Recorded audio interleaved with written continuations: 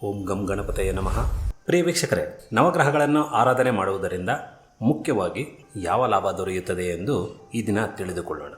ಸೂರ್ಯನನ್ನು ಆರಾಧಿಸಿದರೆ ಅನೇಕ ಬಗೆಯ ಅನಾರೋಗ್ಯಗಳು ತೊಲಗಿ ಹೋಗುತ್ತವೆ. ಹಾಗಾಗಿ ಅನಾರೋಗ್ಯದಿಂದ ಬಾಧೆಪಡುತ್ತಿರುವಂಥವರು ಸೂರ್ಯದೇವನ ಆರಾಧನೆಗೆ ಹೆಚ್ಚಿನ ಪ್ರಾಮುಖ್ಯತೆಯನ್ನು ನೀಡಿ. ಸೂರ್ಯನನ್ನು ಆರಾಧಿಸಿ ಒಲಿಸಿಕೊಳ್ಳುವುದು ಕಷ್ಟ. ಹಾಗಾಗಿ ಶ್ರೀರಾಮಚಂದ್ರನ ಆರಾಧನೆಯನ್ನು ಮಾಡಿದರೆ ಸೂರ್ಯದೇವನಿಗೆ ಪ್ರಿಯ ಮತ್ತು ಸೂರ್ಯದೇವನ ಕೃಪೆಗೆ ಪಾತ್ರರಾಗಬಹುದು. ಚಂದ್ರನನ್ನು ಆರಾಧಿಸಿದರೆ ಮನೋಧೈರ್ಯ ಮತ್ತು ಮಾನಸಿಕ ರೋಗಗಳಿಂದ ವಿಮುಕ್ತಿ ದೊರೆಯುತ್ತದೆ. ಹಾಗಾಗಿ ಚಂದ್ರನನ್ನು ಆರಾಧಿಸಿ. ಚಂದ್ರನನ್ನು ಆರಾಧಿಸಿದರೆ ಶುಭ ಫಲ ದೊರೆಯದೇ ಇದ್ದರೆ ಶಿವನನ್ನು ಆರಾಧಿಸಿ.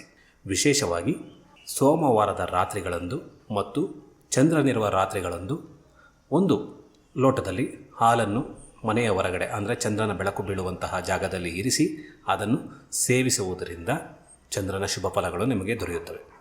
ಮಂಗಳನ ಅನುಗ್ರಹ ನಿಮಗೆ ದೊರೆತರೆ ನಿಮಗೆ ಒಳ್ಳೆಯ ಉದ್ಯೋಗ ಲಭಿಸುತ್ತದೆ. ಮಂಗಳನ ಅನುಗ್ರಹಕ್ಕಾಗಿ ಆಂಜನೇಯನ ಆರಾಧನೆ ಅಥವಾ ಸುಬ್ರಹ್ಮಣ್ಯ ಸ್ವಾಮಿಯ ಆರಾಧನೆಯನ್ನು ಮಾಡಿ.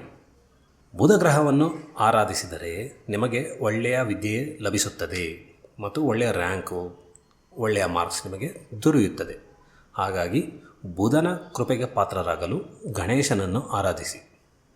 ಗುರುಗ್ರಹವನ್ನು ಆರಾಧಿಸುವುದರಿಂದ ನಿಮಗೆ ಶುಭ ವಾರ್ತೆಗಳು ದೊರೆಯುತ್ತವೆ. ನಿಮಗೆ ಯಾವುದೇ ಒಂದು ಗುಡ್ ಲಕ್ ಇಲ್ಲದೆ ಹೋದರೆ ಅಥವಾ ಯಾವುದೋ ಒಂದು ಪ್ರಮೋಷನ್ಗೋಸ್ಕರ ಕಾಯ್ತಾ ಇದ್ದೀರಿ ಅಥವಾ ಯಾವುದೋ ಒಂದು ಶುಭ ಕಾರ್ಯ ನೆರವೇರಲು ನೀವು ಎಕ್ಸ್ಪೆಕ್ಟ್ ಮಾಡ್ತಾ ಇದ್ದೀರಿ ಅಂದರೆ ಗುರುಗ್ರಹವನ್ನು ಆರಾಧಿಸಿ.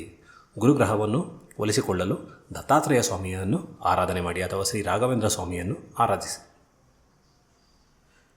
ಶುಕ್ರನನ್ನು ಆರಾಧಿಸುವುದರಿಂದ ನಿಮಗೆ ಸುಖ ದೊರೆಯುತ್ತದೆ. ಶುಕ್ರನನ್ನು ಆರಾಧಿಸುವುದಕ್ಕಾಗಿ ಶ್ರೀ ಮಹಾಲಕ್ಷ್ಮಿಯನ್ನು ಆರಾಧನೆ ಮಾಡಿ, ನಿಮಗೆ ಸುಖ ದೊರೆಯುತ್ತದೆ. ಶನಿದೇವನನ್ನು ಆರಾಧಿಸಿದರೆ ದೀರ್ಘಾಯಸ್ಸು ಮತ್ತು ಆರೋಗ್ಯ ಚೆನ್ನಾಗಿರುತ್ತದೆ. ಹಾಗಾಗಿ ದೀರ್ಘಾಯಸ್ಸು ಮತ್ತು ಆರೋಗ್ಯಕ್ಕಾಗಿ ಶನಿದೇವನನ್ನು ಆರಾಧಿಸಿ. ಶನಿದೇವನನ್ನು ಆರಾಧಿಸುವುದು ಕಷ್ಟವಾದರೆ ಆಂಜನೇಯ ಸ್ವಾಮಿಯನ್ನು ಸಹ ಆರಾಧಿಸಿ. ರಾಹುವನ್ನು ಆರಾಧಿಸಿದರೆ ನಿಮಗೆ ಅನಾರೋಗ್ಯದಿಂದ ತಕ್ಷಣ ವಿಮುಕ್ತಿ ದೊರೆಯುತ್ತದೆ.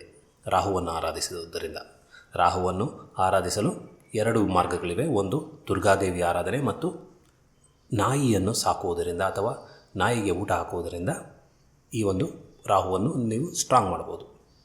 ಕೇತುವನ್ನು ಆರಾಧಿಸುವುದರಿಂದ ಸುಖ ಸಂಪತ್ತು ಹೆಚ್ಚಾಗುತ್ತದೆ.